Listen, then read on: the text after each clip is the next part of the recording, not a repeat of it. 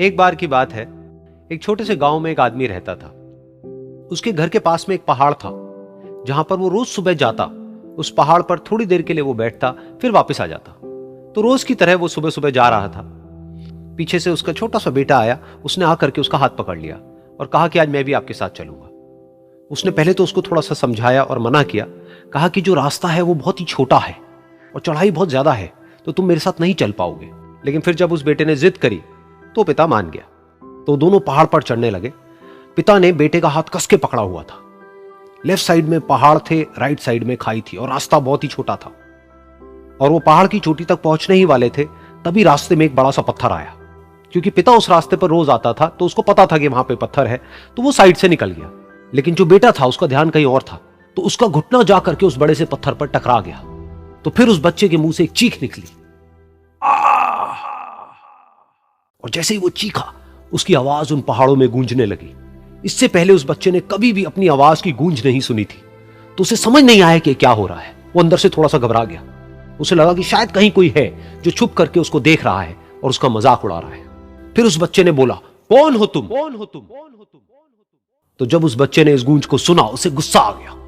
उसे लगा कि कौन है ये जो मेरा मजाक उड़ाए चले जा रहा है। फिर उसने गुस्से से कहा, मैं तुम्हें छोड़ूंगा नहीं। और फिर जैसे ही उसने इस गूंज को सुना, वो घबरा गया। उसके पिता समझ गए थे कि क्या हो रहा है।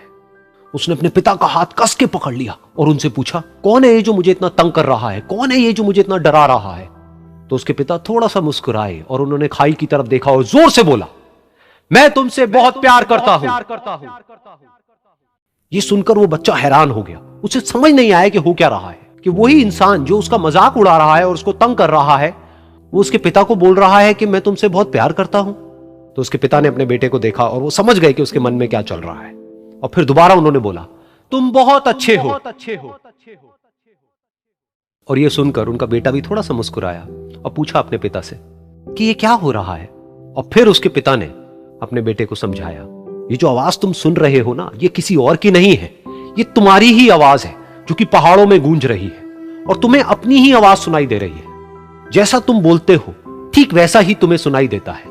अगर तुम गुस्से से कुछ कहोगे तो पलट करके जो आवाज आएगी उसमें भी गुस्सा होगा, लेकिन अगर तुम कुछ अच्छा कहोगे तो वो आवाज भी अच्छी होगी। बिल्कुल इसी तरह से हमारी जिंदगी में भी होता है।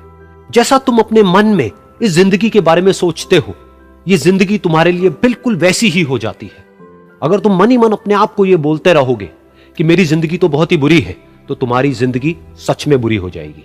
और अगर तुम अपनी जिंदगी से प्यार करोगे तो तुम्हारी जिंदगी भी तुमसे प्यार करेगी। ये बात उस बच्चे के दिमाग में घर कर गई और फिर वो दोनों उस पहाड़ की चोटी पर गए। लेकिन बच्चे के दिमाग में यही बात घूम रही थी। और फिर वो बच्चा खिलखिला के हंसा और उसने अपने दोनों हाथ खोले और अपनी पूरी ताकत से बोला, मैं तुमसे बहुत प्यार करता हूं।